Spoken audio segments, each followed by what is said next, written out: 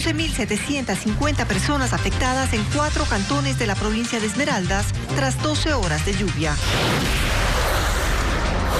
El Consejo de Seguridad dispuso investigar las instituciones del Estado para descubrir vínculos de funcionarios con el crimen organizado.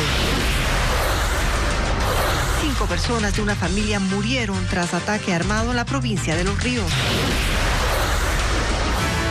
Amigos, ¿cómo están? Bienvenidos a Televistazo. El Consejo de Seguridad Pública y del Estado dispuso el fortalecimiento de las operaciones de contrainteligencia en las instituciones estatales ante la infiltración del crimen organizado. Hola, Alejandra. ¿Qué tal, Gaby? Este trabajo lo realizará el personal especializado de la Policía y Fuerzas Armadas. Paul Romero con el informe. Habrá una investigación interna en todas las instituciones del Estado para determinar los vínculos de las organizaciones criminales. Y es pública la resolución, por eso puedo hablar de ella. Está establecido la recomendación al Ejecutivo para que fortalezca la contrainteligencia para proteger al Estado de la infiltración y cooptación por parte del crimen organizado. Las operaciones de contrainteligencia serán ejecutadas por personas especializadas de la Policía y las Fuerzas Armadas. Empezarán casa adentro para identificar a los uniformados que han sido cooptados por bandas del crimen organizado, en especial de las vinculadas al narcotráfico. Que la contrainteligencia va a vigilar que no haya por ahí un policía o un militar y va a vigilar qué pasa con militares que de pronto resultan personas con recursos impensables, o un policía o un juez, o sea, controlarle más al Estado. La resolución fue aprobada por el Consejo de Seguridad Pública y del Estado COSEPE el pasado jueves en el Comando Conjunto de las Fuerzas Armadas. La decisión incluye a todas las funciones del Estado. Se realizará contrainteligencia a jueces, fiscales, autoridades seccionales, función ejecutiva, áreas estratégicas. Según las autoridades del Frente de Seguridad, se pretende reducir los actos de corrupción. Varias investigaciones ya están en marcha, pero la información se maneja bajo reserva. La Unidad Judicial contra la Corrupción y el Crimen Organizado no está cumpliendo a cabalidad la función para la que fue creada. Las causas de delincuencia organizada se quedan en jueces ordinarios, mientras la unidad solo tramita 11 procesos. Nos informa Jacqueline Rodas. La Unidad Judicial contra la Corrupción y el Crimen Organizado no despega. Este viernes cumple 6 meses de funcionamiento, pero los casos que involucran a grupos de delincuencia organizada se quedan en Esmeraldas, Manabí, Guayas u otras provincias, con juzgadores ordinarios, y no pasan a Quito, donde están los 14 jueces especializados. En la Corte Nacional se analizó el tema. Ya llegan los lobos, los tiguerones y rodean la unidad judicial y los jueces no dictan la prisión, porque están aterrados. Los jueces de anticorrupción tienen protección y todo se manejaría telemático. Desde el 9 de diciembre hasta el día de hoy hay 8 causas. 8 causas que todavía no llegan a tribunal. Realmente alarmante. Es decir, la unidad judicial anticorrupción no está funcionando para lo que se creó.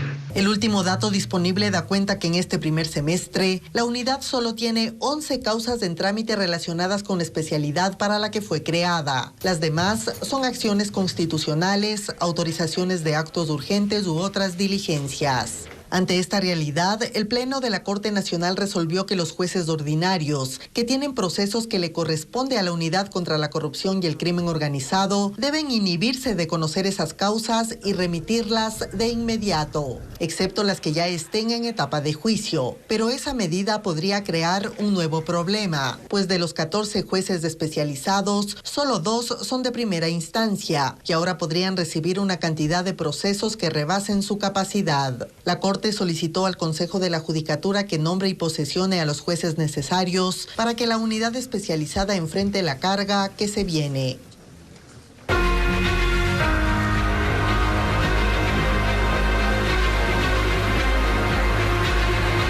Esmeraldas, SOS. En Esmeraldas, las inundaciones afectan a 4 cantones y varias de sus parroquias, según los reportes de la Secretaría de Gestión de Riesgos. Hay cientos de damnificados. William John con el informe.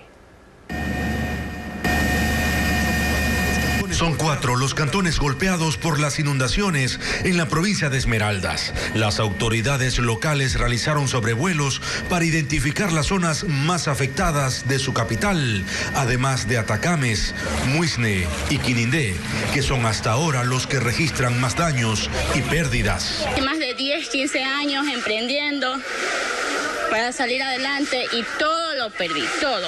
A estos lugares se desplazaron 610 efectivos entre militares y policías. Las brigadas de bomberos también se sumaron para rescatar a los damnificados, que en muchos casos quedaron atrapados en los techos de las casas. En total, son 11.750 personas afectadas por el desbordamiento de 6 ríos.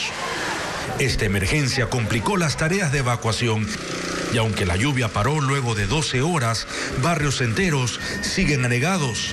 La prefecta de Esmeraldas, Roberta Zambrano, mencionó que la cifra de damnificados podría aumentar y que se necesita de urgencia más recursos y personal. Además, 4 centros de salud en Muisne y 5 unidades educativas en Esmeraldas fueron afectadas. El presidente de la República, Guillermo Lasso, llegó a esta provincia. Convocó a una reunión con ministros y autoridades seccionales para evaluar la situación y anunciar medidas para enfrentarla. Las lluvias y las inundaciones de las últimas horas en Esmeraldas no guardan ninguna relación con el fenómeno del Niño. Lenín Artieda con los datos del Instituto Oceanográfico de la Armada Nacional. El fenómeno del Niño no ha llegado todavía, así lo señala el Instituto Oceanográfico de la Armada Nacional, que explica que las inundaciones de Esmeraldas responden a otro tipo de fenómeno climatológico. En este caso, hubieron aumentos de lluvias en la parte de la costa interior y esta lluvia se fue concentrando poco a poco y produjo un aumento de caudales y el desbordamiento del río, pero no tiene nada que ver con el evento del Niño. Y cuentan esto mientras exhiben los mapas que demuestran cómo está de caliente el mar frente a las costas ecuatorianas. Desde hace meses, la temperatura del océano no deja de subir y por ello las previsiones de que un fenómeno del Niño se hará presente se mantienen invariables. Los modelos han dicho que tenemos un 80% de probabilidad de que se presente el evento en este segundo semestre del año. Inocar en sus análisis toma como referencia el fenómeno del Niño del periodo 1997-1998 y señala que la data que ofrecen las mediciones hará que en poco tiempo se declare oficialmente su llegada.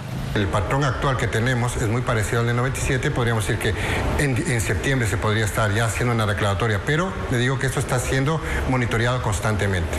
Pero ¿cuánto podría llover con un fenómeno del Niño? Si tomamos como referencia el evento de 1997, en noviembre y diciembre de ese año llovió hasta 15 veces más que el promedio que se registra para esos meses.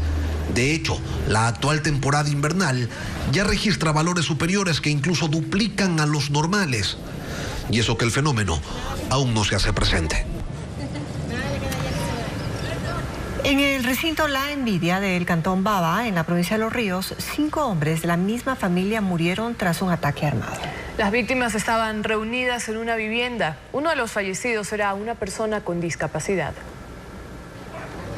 La balacera ocurrió en el recinto La Envidia del Cantón Baba este domingo, en una vivienda donde un grupo de jóvenes estaba reunido cuando los asesinos llegaron y los atacaron. Como hay varios indicios de diferente calibre, se presume que la participación de varias personas en este hecho. Según testigos, los criminales llegaron en 2 camionetas y fueron directamente al interior del domicilio para asesinar a una persona con discapacidad que se encontraba en silla de ruedas. 3 hombres quedaron tendidos en el suelo a pocos metros de la casa al intentar huir, mientras que una 5ª persona murió en el hospital de Baba. Los fallecidos son integrantes de una misma familia. La policía investiga si este hecho violento tiene relación con algún otro caso. Herido hubo con 2 muertos en San Juan el otro domingo, ya 15 días, que me mataron así mismo mi familia también en San Juan. Ya cuántos muertos van en San Juan que nosotros nos estamos terminando a pura bala nomás. Uno de los fallecidos había llegado hace 4 días de la provincia del Guayas para disfrutar de su tiempo libre junto a su familia. Estaba trabajando en una camaronera. Justo este fin de semana estaba de franco. Sí, estaba de franco. Ya el martes tenía que presentarse. Un herido de 19 años fue trasladado a una casa de salud en Babahoyo.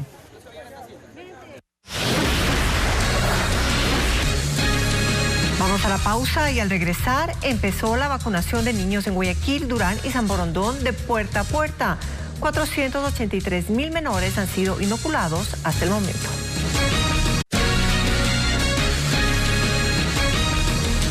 Cien brigadas de vacunación recorren puerta a puerta distintas zonas de Guayaquil, Durán y San Borondón. En una de las zonas conflictivas de la urbe no estuvieron acompañados de militares, aún así siguen con la campaña para cumplir la meta de vacunar 665,000 niños. Estefanía Arias con el tema. Es una de las 100 brigadas de vacunación contra el sarampión, rubiola y poliomielitis que comenzaron hoy su recorrido puerta a puerta en distintas zonas de Guayaquil, Durán y San Borondón. Debería estar acompañada de militares al tratarse de una zona conflictiva del noroeste de la ciudad, bastión popular, pero los uniformados no llegaron. Aún así, los médicos recorrieron 5 manzanas. En decenas de casas los niños no estaban, en otras, en cambio, ya habían sido vacunados y al final, solo a 7 lograron inmunizar. ¿Cómo se enteraron de la campaña? Iba pasando a mi mami por Peca y ahí estaba la campaña y dijo que se la quería vacunar a la niña. La meta de las autoridades es llegar a vacunar a 665,000 menores de 1 a 12 años en Guayaquil, Durán y San Borondón. Llevan 483,000. Para completar pues la visita de todo lo que corresponde a la zona 8, Guayaquil, Durán y San Borondón, que se quedaron un poco rezagadas por los motivos que ustedes conocen, cuestión de antivacunas, los permisos, información a los padres, pero en este momento también tenemos brigadas del Ministerio de Salud Pública que están visitando las escuelas. Las brigadas también siguen en los puntos masivos hasta el 9 de julio, fecha en que termina esta campaña de prevención. 447 instituciones educativas de 3 provincias, Guayas, Santa Elena y Galápagos, son monitoreados por cámaras del ECU 911 con el objetivo de mejorar la seguridad de docentes y estudiantes. En Guayaquil, representantes de colegios particulares mantienen acercamientos con ese organismo para sumarse a la vigilancia de sus planteles. De las 447 cámaras de vigilancia, 316 están instaladas en la provincia del Guayas. En Guayaquil, por ejemplo, están ubicadas afuera de los colegios Clemente Yerobi, Provincia de Bolívar e Ismael Pérez Pazmiño, por citar algunos, en el norte del puerto principal. Los padres de familia creen que además de los dispositivos, deberían implementarse más patrullajes policiales. Nos sentimos totalmente desprotegidos aquí. Eso para nosotros, esa cámara no significa nada. Lo que quisiéramos ver es la policía que por lo menos haga rondas por este lugar. Justo en este sector, creo que fueron alrededor de unos 7 vehículos de padres de familias que mientras retirábamos a los bebés, nos dejaron sin la memoria de los vehículos. El coordinador zonal 5 y 8 del ECU 911 indicó que además del sistema fiscal, varios colegios particulares también serían considerados en la vigilancia. Hemos tenido reuniones durante un tiempo también con entidades privadas para ver cómo se pueden integrar con nosotros. Nosotros tenemos ciertas características técnicas, ciertas características de enlace. Trabajamos en un anillo propio del ECU, ya que nosotros reportamos directamente a Fiscalía. Y lo que sale en nuestras cámaras, nuestras fichas, nuestro sistema, va directamente como prueba mediante otro convenio que tenemos con la función judicial. Carlos Andrés Calderón, rector del Colegio Lemas, plantel que integra la Corporación Ecuatoriana para la Calidad de la Educación, Corpeeducar, junto a otras 23 instituciones de la costa, mencionó que buscan emparejar sus sistemas para compartir el acceso a cámaras perimetrales con el ECU 911. De tal manera que las autoridades a través del ECU 911 puedan monitorear en algún momento en el que eso requiera de algún tipo de asistencia. Esto requiere pues de que haya compatibilidad tecnológica, pero quiero resaltar que hay la muy buena predisposición e intención de las autoridades de brindarnos ese apoyo. Por su parte, Ervin Lisca dijo que ellos brindan el asesoramiento sobre el análisis de riesgo, pero que los colegios particulares deberán adquirir los dispositivos necesarios. Primero hay que firmar un convenio, obviamente, pero nos traen la cámara del proveedor que ellos quieran. Nosotros primero hacemos pruebas si es compatible. No cualquier cámara funciona, por eso un poco la diferencia de precios entre lo que pueden tener en un local comercial, en una casa, a lo que el ECU 911 necesita para trabajar. El coordinador zonal 5 y 8 del ECU 911 hizo hincapié en que cada punto de vigilancia podría costar entre $3,000 y $4,000. Quito tiene los primeros datos de negocios afectados por la inseguridad. En ciertos segmentos, las pérdidas son de más de la mitad de los ingresos acostumbrados. Francisco Garcés con los resultados de la investigación. ¿Cuánto afecta la inseguridad a los negocios de Quito? La Cámara de Comercio hizo un estudio y estos son los resultados. En el norte de la capital, el 66% de los negocios sintieron los efectos de la inseguridad en el mes de mayo, presentando pérdidas entre el 10 y el 50% en sus ventas. Mientras otro 15% de negocios reportaron efectos que incluso comprometieron más del 50% de sus ingresos mensuales. La gente ya no quiere salir, solo piden a los domicilios, ya que como ven no hay muchos movimientos como antes porque la inseguridad ha incrementado muchísimo. Los hechos reportados van desde asaltos a mano armada, ataques dirigidos a vehículos y transeúntes en las zonas comerciales y las extorsiones. El miedo provoca que cada vez menos clientes acudan a los negocios. Hay robos 1, 2, hasta 3 veces en un día. Vienen un ratito, comen y se van. Ya no se quedan como antes a conversar, a tomarse algo. No, ya eso no existe. Según los datos recopilados por la Cámara de Comercio, los negocios en horarios nocturnos son los más afectados. En negocios que tienen su pico de ventas, como son restaurantes, discotecas, centros comerciales, inclusive empiezan a haber mucho menos volumen y tráfico de clientes en los horarios picos que eran acostumbrados entre las 6 y 8 de la noche. La gente prefiere en esos horarios estar tranquilos y resguardarse en casa que salir a consumir. Ante la situación, el sector comercial busca estrategias para protegerse de la inseguridad y trabajar en conjunto con los entes gubernamentales y la Policía Nacional. Hay una gran diferencia entre el crimen organizado y la ciudadanía. Es que el crimen organizado está organizado y la ciudadanía a veces nos falta esa organización. Lo que queremos es que toda la ciudadanía se junte, se organice para poder controlar y contrarrestar toda esta delincuencia que está acechando a la ciudad.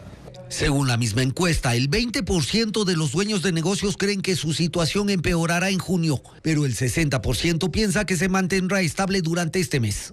Para monitorear la situación y trabajar con las autoridades, la Cámara de Comercio hará estos sondeos mensuales. Más adelante en Televistazo, moradores lincharon a un delincuente en el norte de Quito. El hombre sufrió graves quemaduras. 7 personas que estaban secuestradas en una vivienda en el Guasmo Sur de Guayaquil fueron liberadas por la policía. Las víctimas habían recibido golpes. Ya, tranquilos, ya están con la Policía Nacional, tranquilos.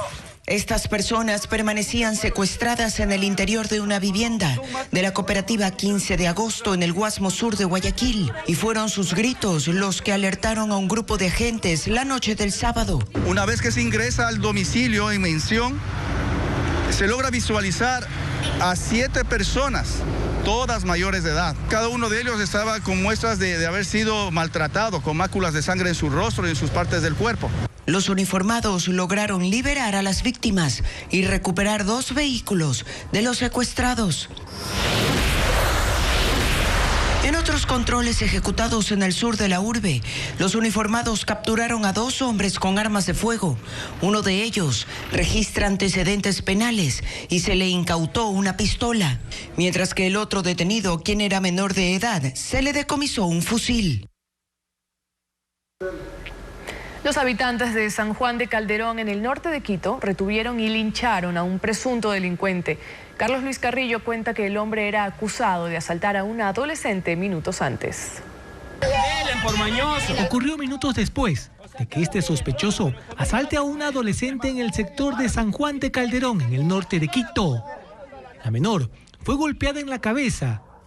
Los vecinos actuaron y retuvieron al hombre, que se movilizaba en una motocicleta. Estaban 2 personas, igualmente la gente procedió en esto a una coordinación ciudadana y procedió a detener a esta persona. Después, lastimosamente, las personas causaron quemaduras sobre este infractor de la ley. Al llegar al lugar, las autoridades llevaron al sospechoso de 34 años hasta el hospital de Calderón, quien registra quemaduras de 2º grado. Como Policía Nacional recomendamos para que la ciudadanía confíe en el procedimiento y lo podamos a órdenes de la autoridad. San Juan de Calderón es una zona donde los robos son constantes. Este es barrio organizado.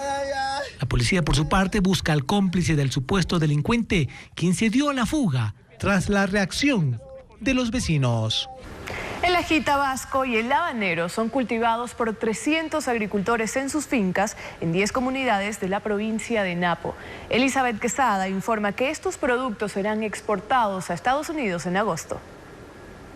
Selvagua es una marca que ofrece 6 salsas picantes y especies de ají. Están elaboradas por miembros de la cultura quichua en la selva amazónica. El fruto del habanero y el tabasco tienen una variedad de aromas, sabores y colores. Se cultivan en fincas de 300 agricultores en 10 comunidades de Napo. Estoy llegando a mi finca porque tengo un poquito lejos, no tengo por aquí cerca. Y llego, trabajo, dedico al ají. En esta planta de procesamiento se elaboran 8.000 productos al mes. De estos, 4.000 son destinados a cadenas de alimentos a nivel nacional y el 50% restante se comercializan en 60 tiendas artesanales. Bueno, lo que ellos exigen es calidad, 100% calidad. Ellos exigen que los productos sean procesados en áreas adecuadas, que entreguemos el producto en los centros de acopio donde ellos tienen sus bodegas. El emprendimiento está ubicado en Tena y comenzó en 2018. 4 toneladas de ají le compran al mes a los agricultores. En la etiqueta del empaque se observa una miniselva que destaca la biodiversidad de la Amazonía ecuatoriana. En agosto será su primera exportación a Estados Unidos. Con un festival recreativo en el Parque Ichimbía, en el centro de Quito, la Organización Mundial de la Salud, junto a la Organización Panamericana y autoridades locales, realizaron una campaña con el fin de promover la salud mental en Quito. Carlos Luis Carrillo con el reporte. ¿Dónde está mi cabeza? Una campaña de la Organización Panamericana de la Salud y autoridades locales en la que con jornadas lúdicas como talleres de música, serigrafía, respiración y manejo del estrés, se busca que la población fomente su buena salud mental. Los trastornos de la salud mental nos ocurren a todos y hay que transitarlos y hay que tener herramientas para poder transitar esa situación. Una de las herramientas es precisamente estar con otros, comunicar, buscar ayuda. Natalia es una joven que atraviesa un diagnóstico de depresión desde hace 5 años. Asegura que esta clase de espacios ayudan no solo a conectarse con otras personas, sino también a aprender a socializar con la comunidad.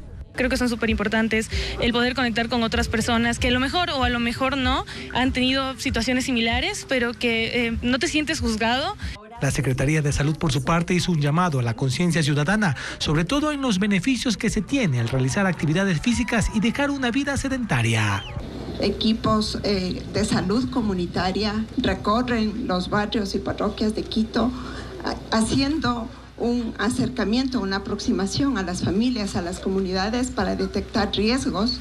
Según cifras de la Organización Mundial de la Salud, cada 40 segundos ocurre un suicidio en el mundo, mientras que 1 de cada 5 niños y adolescentes son diagnosticados con algún trastorno mental a causa de la depresión. Por ello, la creación de estos espacios gratuitos que ayudan a la prevención. Y de manera preventiva es tratar de generar permanentemente estos espacios, actividad física, actividad recreativa. Los especialistas consideran que la salud mental es elemental, por ello impulsan que se trabaje desde la comunidad con el apoyo familiar y la actividad física.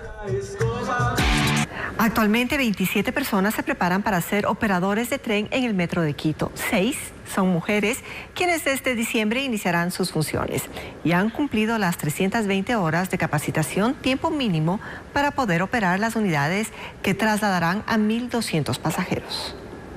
Muy buenos días, señores usuarios. Bienvenidos a nuestro sistema metro.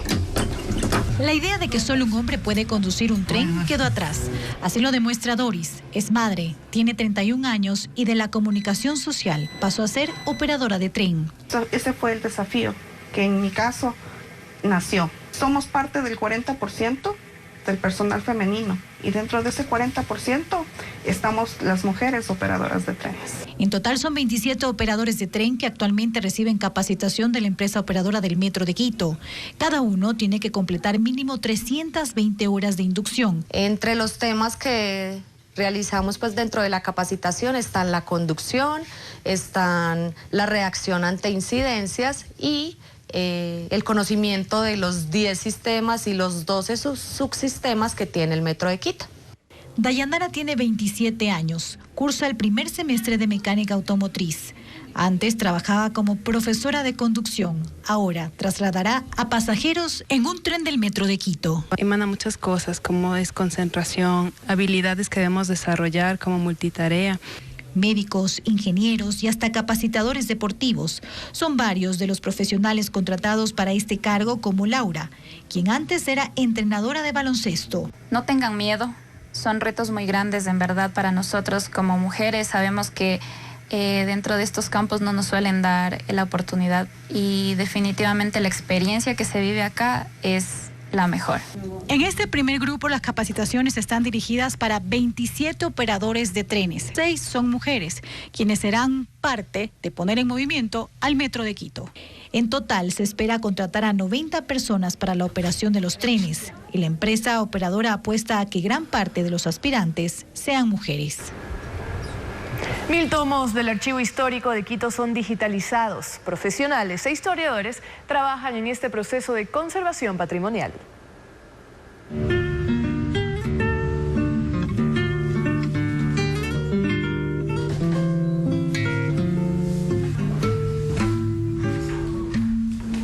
El Archivo Metropolitano de Historia funciona desde 1992 en la antigua biblioteca de Jacinto Gijón y Camaño, en el centro norte de Quito. Está abierto al público para que todos puedan acceder y conocer la historia de la ciudad. Está realizando el inventario del patrimonio documental, justamente aquí en el Archivo Metropolitano de Historia, correspondiente a 1000 tomos, los más antiguos. De ahí, como segunda fase, estamos realizando la digitalización justamente de todos los tomos. El Archivo Histórico data del año 1603. Para la conservación de este patrimonio documental, 9 profesionales e historiadores trabajan en el proceso de digitalización. Y se va haciendo una toma hoja por hoja, tanto de la parte anterior como la parte posterior, y luego son procesados en formato PDF. En el momento vamos en un porcentaje del 25% de los 1000 tomos. Entre los documentos que se digitalizan hay historia del Ecuador, archivos judiciales, cultura e incluso escritos como este. Una carta enviada por un esclavo al cabildo pidiendo su libertad en la época colonial. El archivo abre todos los días, pero el último viernes de cada mes ofrecen visitas guiadas a las 10 de la mañana y a las 3 de la tarde. Para ser parte de esta iniciativa, la inscripción es mediante la página web archivoqhistórico.quito.gov.es o las redes sociales de la institución.